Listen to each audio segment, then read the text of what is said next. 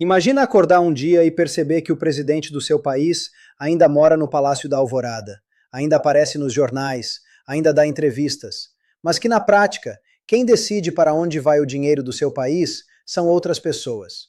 Pessoas que você talvez nem saiba nomear. Isso não é ficção científica. Isso é o Brasil em 2026. E se você acha que isso não vai afetar o seu salário, o preço do feijão, a sua conta de luz, fica aqui comigo, porque até o final dessa análise você vai entender exatamente por que deveria se preocupar com isso. Meu nome é Marcelo Rocha, e hoje vamos falar sobre algo que a grande imprensa ainda não explicou direito para o cidadão comum. O que está acontecendo com as instituições brasileiras? Por que alguns analistas já estão usando a expressão golpe constitucional silencioso? E o que tudo isso significa para a vida real das pessoas, não só para os políticos em Brasília? Vamos começar pelo começo. O Brasil tem uma Constituição de 1988 que foi construída com muito cuidado depois de 20 anos de ditadura militar. Essa Constituição criou 3 poderes: o Executivo, o Legislativo e o Judiciário, justamente para que nenhum deles tivesse poder demais. A ideia era simples: se um poder fizer algo errado, outro poder pode frear. Se um presidente enlouquecer, o Congresso pode fazer o impeachment. Se o Congresso aprovar uma lei inconstitucional, o Supremo pode derrubar. E assim por diante. Era um sistema pensado para proteger a democracia. O problema é que, em 2026, esse sistema está funcionando de um jeito que os criadores da Constituição provavelmente não imaginaram. E a pergunta que precisa ser feita, que eu vou tentar responder aqui, é: isso é uma adaptação saudável da democracia brasileira ou é o começo de algo muito mais perigoso?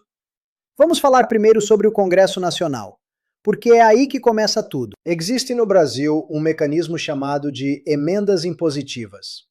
Parece um termo técnico chato, mas deixa eu te explicar o que isso significa na prática. Quando o governo federal elabora o orçamento do país, ou seja, decide quanto dinheiro vai para saúde, educação, infraestrutura, ciência, ele envia uma proposta para o Congresso aprovar. Até aqui, normal. O que aconteceu nos últimos anos é que o Congresso foi aumentando cada vez mais o seu poder de mexer nesse orçamento. Hoje, uma parcela significativa do dinheiro livre do orçamento federal é controlada diretamente pelos deputados e senadores.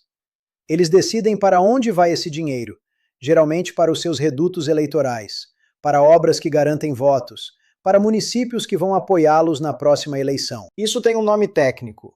Orçamento secreto foi o mais famoso e gerou um escândalo enorme. Mas mesmo depois das tentativas de conter esse mecanismo, a lógica permaneceu. O Congresso, na prática, se tornou o gestor real de uma fatia enorme do dinheiro público brasileiro. E o governo Lula, que precisava de votos para aprovar qualquer coisa, teve que aceitar isso. O resultado? O Palácio do Planalto virou o que alguns analistas chamam de poder decorativo. Lula ainda assina decretos, ainda nomeia ministros, ainda viaja para fóruns internacionais representando o Brasil. Mas a capacidade de definir prioridades nacionais, de dizer vamos investir pesado em energia renovável, ou vamos reformar o sistema de saúde, ficou progressivamente limitada pelo veto informal do Centrão, o Centrão. Essa palavra que aparece todo dia no noticiário e que muita gente ainda não entende bem. O Centrão não é um partido, é um bloco informal de partidos. PP, União Brasil, PSD, Republicanos, MDB, entre outros, que não tem ideologia forte, não tem compromisso com nenhum projeto de país específico, mas tem uma coisa em comum: querem estar sempre do lado de quem está no poder, para poder negociar. São os pragmáticos totais da política brasileira. Durante anos, o Centrão funcionou como aliado do Executivo. Você me dá cargos e dinheiro, eu te dou votos no Congresso. Era uma relação transacional, mas funcionava. O que mudou em 2026 é que o Centrão não precisa mais tanto do Executivo, porque agora ele controla o dinheiro diretamente. Hugo Motta, presidente da Câmara dos Deputados, e Davi Alcolumbre, presidente do Senado, são os 2 homens que, na prática, têm mais influência sobre a agenda política brasileira do que qualquer ministro do governo Lula. Isso não é exagero. Isso é o que os analistas políticos estão dizendo abertamente. Pensa bem, se você é um prefeito do interior de Minas Gerais e precisa de dinheiro federal para asfaltar uma estrada, para quem você liga? Para o Ministério das Cidades? Ou para o deputado federal do seu partido que tem emenda para liberar? A resposta, na maioria dos casos, é o deputado. E isso cria uma cadeia de lealdade que vai do prefeito ao deputado, e não do prefeito ao presidente da República. Isso tem consequências enormes. Significa que o governo federal perdeu uma ferramenta histórica de coordenação política. Significa que projetos que exigem investimento de longo prazo, como a transição energética, como a reforma agrária, como políticas de industrialização, ficam reféns de negociações de curto prazo. Ninguém no Centrão pensa em 2035. Todo mundo pensa em outubro de 2026. E por falar em outubro de 2026, vamos falar das eleições. Porque tudo o que está acontecendo agora precisa ser lido com o calendário eleitoral na cabeça. Lula anunciou que vai tentar a reeleição, aos 80 anos. É uma decisão controversa até dentro do PT. Alguns aliados históricos do presidente falam em voz baixa que seria melhor ter um candidato mais jovem, com mais energia para a campanha, com menos desgaste acumulado. Mas Lula insiste, e por enquanto é o candidato do campo progressista. O problema é que o presidente entra nessa eleição com um desgaste real. A inflação não disparou de forma dramática, mas o custo de vida continua alto. O brasileiro sente no bolso carne, combustível, aluguel. A percepção de que as coisas estão caras é persistente, independente do que dizem as estatísticas oficiais. E a percepção na política muitas vezes vale mais do que a realidade. Além disso, as reformas ambientais na Amazônia, que eram uma das bandeiras mais fortes do governo Lula internacionalmente, tropeçaram na resistência do agronegócio e do próprio Congresso. A imagem de Lula como líder ambiental global, que brilhou em Glasgow e em Dubai, começa a perder brilho quando os índices de desmatamento não caem tão rapidamente quanto prometido. Do outro lado, a oposição de direita está mais organizada do que parecia depois da derrota de 2022. Jair Bolsonaro está preso. Foi condenado a 27 anos por tentativa de golpe de Estado. Mas Bolsonaro preso não é Bolsonaro irrelevante. Pelo contrário, para uma parcela significativa do eleitorado brasileiro, a prisão de Bolsonaro se tornou um símbolo de perseguição política. Justo ou injusto, essa percepção existe e precisa ser levada a sério analiticamente. Flávio Bolsonaro, filho do ex-presidente, já se posiciona como candidato natural para herdar esse eleitorado. E Romeu Zema, governador de Minas Gerais, que governa o segundo estado mais populoso do país, com uma narrativa de eficiência e austeridade, aparece como outra figura capaz de mobilizar o voto de direita e de centro-direita. Juntos ou separados, eles representam uma força eleitoral que não pode ser subestimada. O debate sobre anistia é o ponto mais explosivo dessa equação. Os parlamentares de direita querem aprovar uma lei que anistiaria os participantes dos ataques de 8 de janeiro de 2023, aquele dia em que grupos de bolsonaristas invadiram e depredaram o Congresso, o Palácio do Planalto e o Supremo Tribunal Federal. Para a esquerda e para o centro democrático, anistiar esses atos seria uma afronta à democracia, um incentivo para que violência política aconteça de novo no futuro. Para a direita, seria um ato de reconciliação nacional e, claro, uma maneira de libertar pessoas que consideram presas injustamente. Essa disputa vai definir muito da dinâmica eleitoral de 2026. E aqui entra o terceiro poder da nossa análise, o Supremo Tribunal Federal. O STF é, constitucionalmente, o guardião da Constituição. É o tribunal que decide se as leis aprovadas pelo Congresso estão de acordo com o texto constitucional. É o tribunal que julga presidentes, governadores, senadores e deputados quando acusados de crimes. É, em teoria, um poder técnico, apartidário, focado no direito. Na prática, em 2026, o Supremo se tornou algo mais complexo. E a figura central nessa transformação é o ministro Alexandre de Moraes. De Moraes foi indicado para o Supremo pelo próprio Bolsonaro, em 2017. Ironia histórica à parte, foi ele quem conduziu as investigações mais importantes contra o ex-presidente e os responsáveis pelos ataques de 8 de janeiro. Suas decisões foram, em muitos momentos, aplaudidas por quem defende a democracia, porque, de fato, houve uma tentativa real de golpe de Estado no Brasil, e alguém precisava agir. Mas à medida que o tempo passou, as decisões de De Moraes foram se tornando mais abrangentes. Bloqueios de perfis nas redes sociais, investigações contra jornalistas e ativistas, operações contra servidores da Receita Federal suspeitos de vazar informações sobre membros do tribunal. Cada uma dessas ações, isoladamente, pode ter uma justificativa jurídica, mas o conjunto criou uma percepção, inclusive entre pessoas que apoiam o STF, de que o tribunal está operando em um espaço que vai além do que seria razoável para um poder supostamente técnico e neutro. A Comissão Interamericana de Direitos Humanos, um órgão da OEA, portanto internacional, emitiu alertas sobre o risco de concentração excessiva de poder no judiciário brasileiro. Quando um órgão de direitos humanos internacional começa a se preocupar não com a violência de grupos radicais, mas com o próprio poder judicial de um país, isso é sinal de que algo significativo está acontecendo. E o tema do impeachment de ministros do Supremo entrou na pauta eleitoral. Nunca na história recente do Brasil isso havia acontecido. O Supremo sempre foi, para a maioria dos eleitores, uma instituição distante e técnica, fora do debate político cotidiano. Hoje, o que você vai fazer com o STF é uma pergunta que candidatos precisam responder. Isso é preocupante. Não porque o Supremo não deva ser criticado, toda instituição democrática deve estar sujeita à crítica, mas porque a judicialização do debate sobre o próprio judiciário cria um ciclo vicioso perigoso. Se o tribunal reage às críticas com mais decisões coercitivas, aumenta o ressentimento.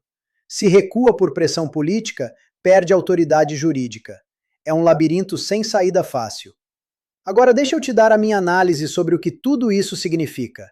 Não só o diagnóstico, mas o prognóstico. Essa situação que descrevi, executivo enfraquecido, legislativo com poder de facto sobre o orçamento, judiciário cada vez mais político, é boa ou ruim para o Brasil? A resposta honesta é: depende de como ela se resolve. E neste momento há dois caminhos possíveis. O primeiro caminho é o da reforma institucional negociada. Nesse cenário, as eleições de 2026 produzem um resultado que força uma conversa séria sobre as regras do jogo. Não importa quem ganhe, Lula, Zema, Flávio Bolsonaro ou outro nome. A crise de governabilidade é tão evidente que abre espaço para reformas reais.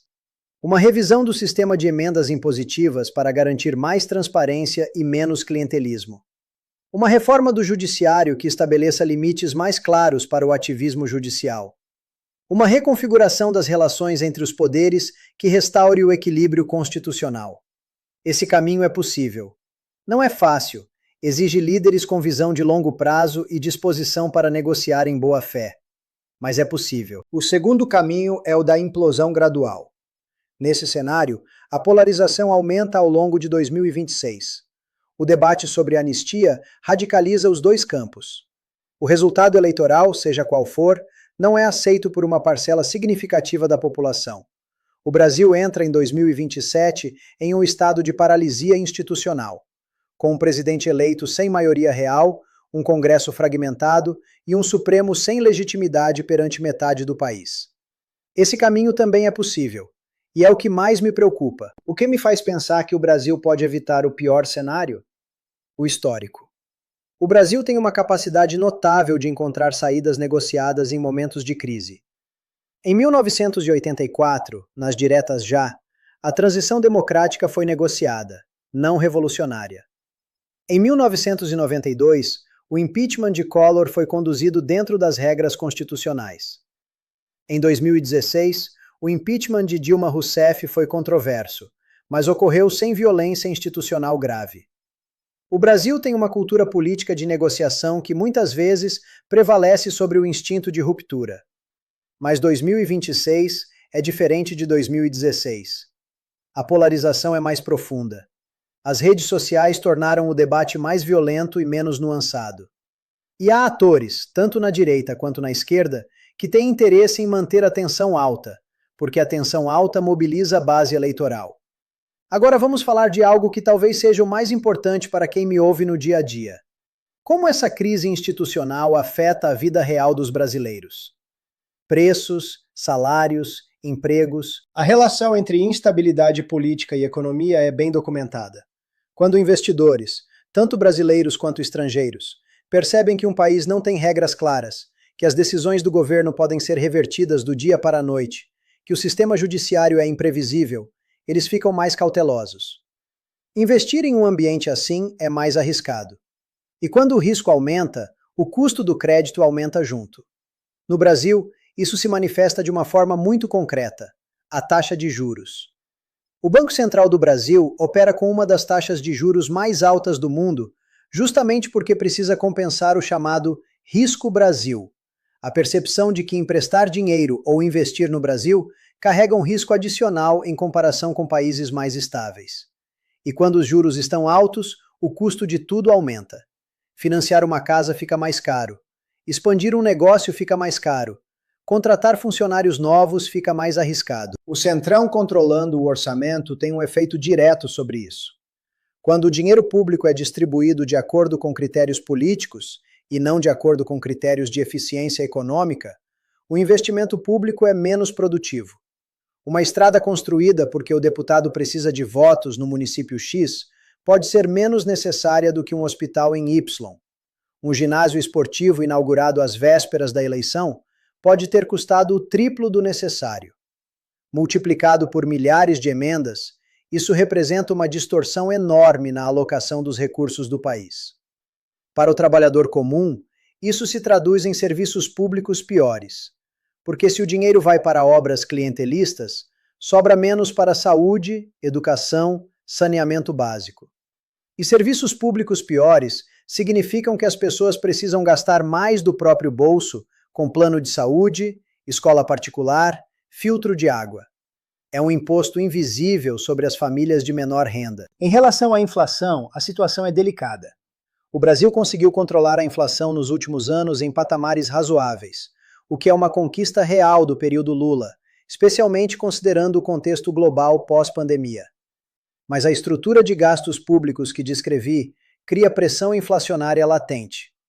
Se o Congresso força o governo a gastar mais do que o planejado, e se o Banco Central precisa subir os juros para compensar, o crédito fica mais caro e o crescimento desacelera. É um ciclo vicioso. Para salários, a tendência é de estagnação real, ou seja, os salários nominais podem até aumentar, mas não na mesma velocidade que os preços. Especialmente nos setores que dependem de contratos com o poder público, que ficam sujeitos às incertezas orçamentárias do sistema que descrevi. Agora vamos falar de algo que normalmente não entra na análise doméstica, mas que é fundamental. Como essa crise interna do Brasil afeta as relações do país com seus vizinhos e com o mundo? O Brasil é a maior economia da América Latina. É o maior país da América do Sul em território e população. Tem fronteira com 10 países e exerce uma influência, informal, mas real, sobre a política regional. Quando o Brasil está estável e confiante, isso irradia para o entorno. Quando o Brasil está em crise, os vizinhos sentem. Com a Argentina, a relação já é historicamente complexa. Milei e Lula são figuras diametralmente opostas ideologicamente. Um libertário radical, o outro um social-democrata da velha guarda. A frieza entre os dois governos tem prejudicado projetos de integração econômica no Mercosul. Um Brasil internamente enfraquecido tem ainda menos capacidade de exercer liderança no bloco. E sem liderança brasileira, o Mercosul perde o seu principal motor. Com a Venezuela e a Nicarágua, países que Lula tem tratado com uma postura mais diplomática do que crítica, um Brasil enfraquecido perde ainda mais credibilidade para exercer pressão por democracia na região. Os críticos de Lula apontam isso como uma contradição. O mesmo governo que defende a democracia contra Bolsonaro minimiza as violações de direitos humanos em Caracas. Essa inconsistência fica mais exposta quando o próprio STF é acusado de excessos. Com os Estados Unidos, a relação de Lula é de cooperação seletiva. Biden e Lula tinham uma boa relação pessoal e compartilhavam agendas em clima e democracia. O cenário pós-Biden é mais incerto. Um Brasil internamente fraco tem menos barganha para negociar nas grandes questões: tarifas, tecnologia, segurança. Com a China, a relação é de dependência crescente. A China é o maior parceiro comercial do Brasil, comprando enormes volumes de soja, minério de ferro, petróleo. Essa dependência cria vulnerabilidade. Se a economia chinesa desacelerar, e há sinais de que isso está acontecendo, o Brasil sente direto, porque as exportações caem, o câmbio pressiona e os cofres públicos ficam com menos receita. E tem a questão amazônica, que é ao mesmo tempo doméstica e global. A Amazônia é, literalmente, um ativo geopolítico do Brasil. Os países desenvolvidos querem que o Brasil preserve a floresta, e estão dispostos a pagar por isso em alguma medida. O Fundo Amazônia, financiado principalmente por Noruega e Alemanha, é a prova disso.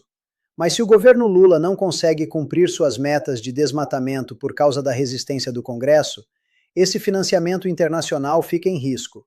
E com ele, uma fonte importante de receita que poderia financiar desenvolvimento sustentável na região. Deixa eu te contar uma hipótese que considero plausível e que pouca gente está discutindo abertamente. E se o grande vencedor das eleições de 2026 não for nem Lula, nem Flávio Bolsonaro, nem Zema, mas o Congresso? Explica melhor, Marcelo. O que eu quero dizer é o seguinte: independente de quem seja eleito presidente, a estrutura que descrevemos, Congresso controlando o orçamento, partidos do Centrão barganhando cargos e emendas, vai continuar existindo. O próximo presidente, quem quer que seja, vai precisar negociar com o Centrão da mesma forma que Lula negociou. E isso significa que o projeto de país do próximo presidente, seja ele progressista, conservador ou liberal, vai ser constantemente filtrado, dilugado e modificado pelos interesses eleitorais dos deputados e senadores. A menos que o próximo presidente chegue com uma maioria parlamentar muito sólida e uma disposição clara de reformar as regras do orçamento. Mas isso exigiria um nível de articulação política e capital eleitoral que até agora nenhum candidato demonstrou ter. Tem outro fator que preciso mencionar: a mídia e as redes sociais. O debate político brasileiro em 2026 acontece em grande parte no Instagram, no X, antigo Twitter, no YouTube e no WhatsApp. E nessas plataformas, a complexidade institucional que descrevi aqui, emendas impositivas, STF, Centrão, fica reduzida a memes, manchetes e vídeos de 30 segundos. Isso favorece quem tem narrativa simples e emocional. Os globistas querem calar a direita, os fascistas querem destruir a democracia.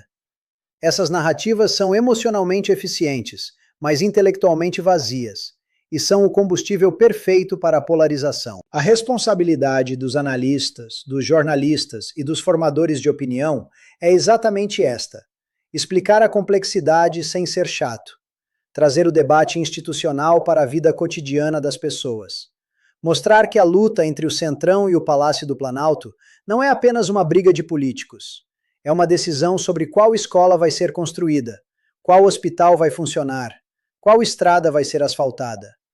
Chegando ao final dessa análise, o que eu quero deixar com você é o seguinte: o Brasil de 2026 é um país em encruzilhada real. Não no sentido dramático de ou democracia ou ditadura. Esse risco existe, mas está longe de ser o cenário mais provável. A encruzilhada é mais sutil e, de certa forma, mais difícil de resolver. É a encruzilhada entre continuar com um sistema político disfuncional, que distribui mal os recursos públicos, paralisa reformas necessárias e alimenta a desconfiança nas instituições, ou encontrar, pela primeira vez em décadas, uma janela real de reforma institucional. Essa janela pode se abrir depois das eleições, quando o resultado, qualquer que seja, forçar uma renegociação das regras do jogo. Ou pode se fechar, se a polarização impedir qualquer diálogo produtivo. O que eu acredito, e aqui estou colocando minha hipótese pessoal, é que o Brasil vai passar por 2026 com muito barulho, muita tensão, muita angústia, mas que no final, a resiliência institucional do país vai prevalecer sobre o instinto de ruptura.